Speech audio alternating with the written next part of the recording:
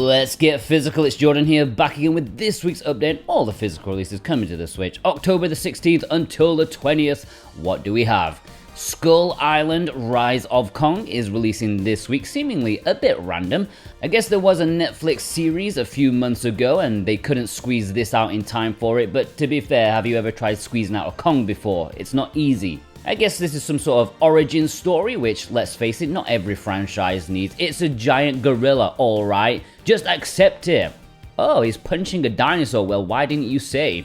It's published by Game Mill, who should be named Game Kill because many a broken crappy product fly out of their doors, so wait for reviews first. But if you do want to purchase this or any of the retail releases in this week's episode, please consider using the links below because Video Games Plus is a fantastic way to support us. They are really doing a lot to help us these days, and they have great prices in Canadian money, and they have great stuff. They have new releases, they have reprints of old games, they have limited releases, they got a lot of stuff. And if you purchase anything with our links, you can be in with a chance of winning a $10 discount coupon each week.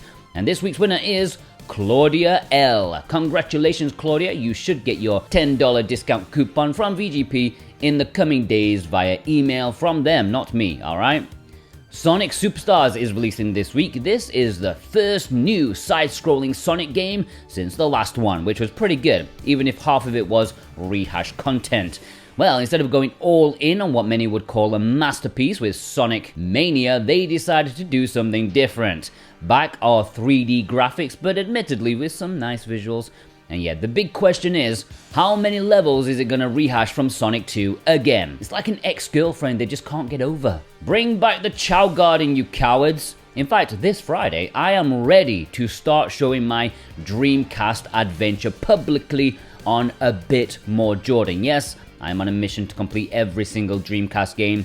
The first one, starting off with a bang, Sonic Adventure. It's a great game. Subscribe to A Bit More Jordan and you'll see it this Friday. By the way, while there is only a standard edition of this game releasing in the West, for some reason, Asia is getting a limited edition which comes with a Sonic figure, acrylic standee, and an art print. Check the link below if you want that one. Hot Wheels Unleashed 2 is releasing this week. The original game was a bit of a gem from what I heard, at least when it comes to licensed tie-in races. It was competently made and a lot of fun, even on the Switch. Now there's bikes and ATVs as you blast through real-world environments just at a micro level. It's like Micro Machines, remember those? Maybe this is the spiritual successor. It looks pretty good to be fair, and hopefully this one runs well on the Switch.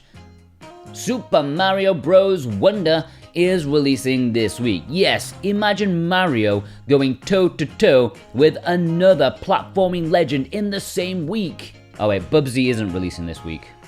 My mistake. I think this is going to be a huge game. Perhaps not in terms of hardcore collectors, but everyone and your nan is going to be picking this up. It's a brand new side-scrolling Mario game, and it's the first one since the last one, which was pretty good I suppose, but it was accused of being a bit bland. However, I think Nintendo took that to heart and overcorrected the lack of personality by introducing psychedelic drugs. Hey, you know, Miyamoto, he's basically retired. He can kick back, smoke a few doobies while, you know, bossing people around. It looks like it's gonna be great. Maybe the last hurrah for the Nintendo Switch. And our executive producers, Precision Play, Brent McLean, Vey, Thorn Metal Luna, Offone, Punky Dooster, Issa, Dane Wilkinson, Jennifer M, God of Resin, Instacritic, and JCross7776, they've all chosen this as their pick of the week. Of course they did. Animal Hospital is releasing this week in Europe, who knows when in North America. Anyways, it's another one of those kind of games, looks like a reskin of a game we've seen 3 times already, but this is just bluntly named Animal Hospital. I do wonder if this is going to release in the UK with this name because there is a bit of a stigma attached to this phrase these days. Not sure they would want to be connected to the TV show of the same name. Or maybe they do, and maybe there's an unlockable character who's a very naughty Australian. You never know. Inescapable, No Rules, No Rescue is a game I'd never heard of before this video, but it's published by Axis, and it looks to be like a visual novel with elements of Find the Killer, which is a popular-ish genre these days, I suppose. This is the kind of game that lives and dies by its writing and its twists and turns, so we'll have to see, but it is mildly interesting, I would say. Skabma Snowfall is releasing in Europe this week. The date keeps zipping around, but most retailers agree that this is the week. This looks to be a walking sim where a boy has a drum that seems to do literally everything for him. It shows the direction you need to walk in, it builds bridges, and I even heard it cleans up the mess after a particularly ticklish vindaloo. It does everything for you, but it does appear that this game does have some mild elements of action in here as well. There ain't nothing more threatening in life than a little boy waving a tambourine in your face. Those monsters, they ain't gonna see what's coming. Maybe this is good. I didn't see anything about a North American release, and our executive producer Cartoon Soren has chosen this as his pick of the week. Agatha Christie, Murder on the Orient Express, is the latest Switch release of the famous Belgian sleuth. I think the word sleuth was invented for Agatha Christie since we don't use it outside of her two creations.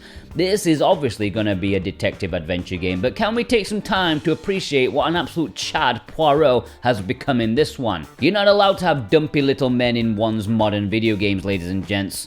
I can't wait for the modern Miss Marple video game where she looks like Beyonce and is twerking on the cover. And our executive producer Parsnip Coffee has chosen this as her pick of the week.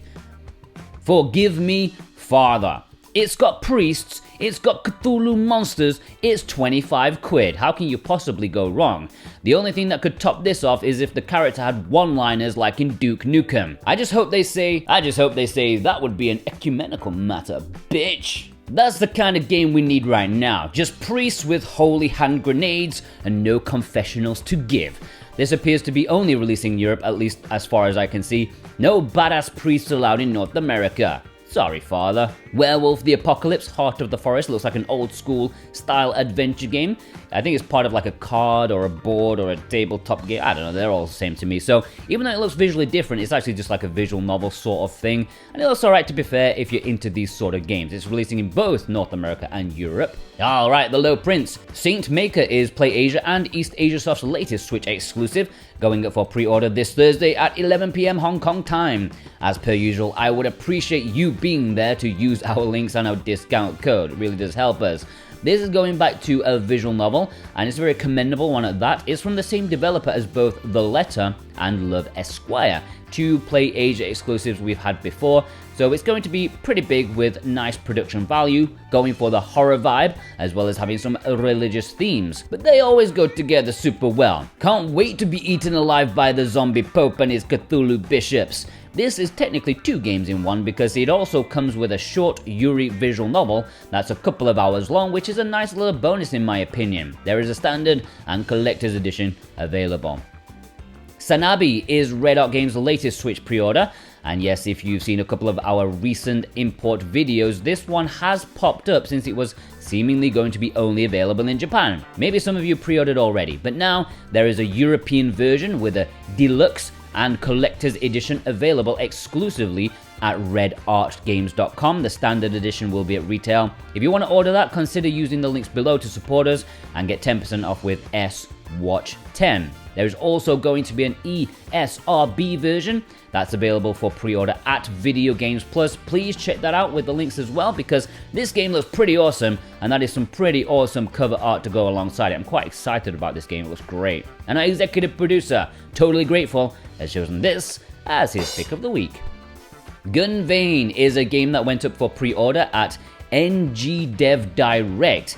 It's the same people who did Gunlord X and the Ryzen game in super limited quantities. I'm guessing this has already sold out by the time this video goes up, so sorry about that.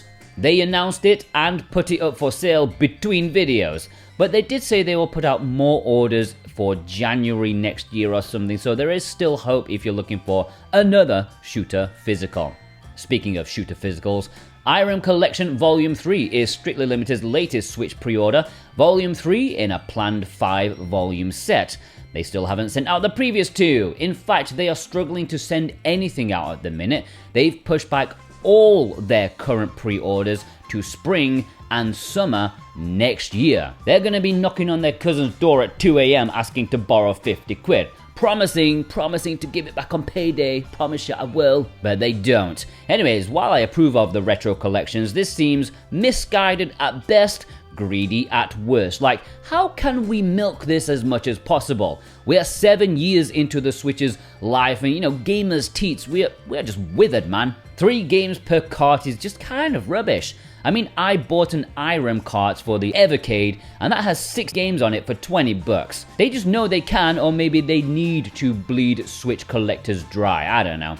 Anyways, pre-order now if you so please. Tokyo Dark Remembrance is Limited Run's latest Switch release. This is actually another game I've been hoping for a physical release of for quite a long time. In fact, when I was in more of a position to try and do physical releases myself, before that took a big hit, well, I remember I contacted these guys asking if they had plans for a physical. Their reply was a little bit cold, saying, buy the digital release. But hey, plans can change, I suppose, because this looks pretty ace in my opinion. I love the vibe it's going for, really my style, and you can order it on Tuesday.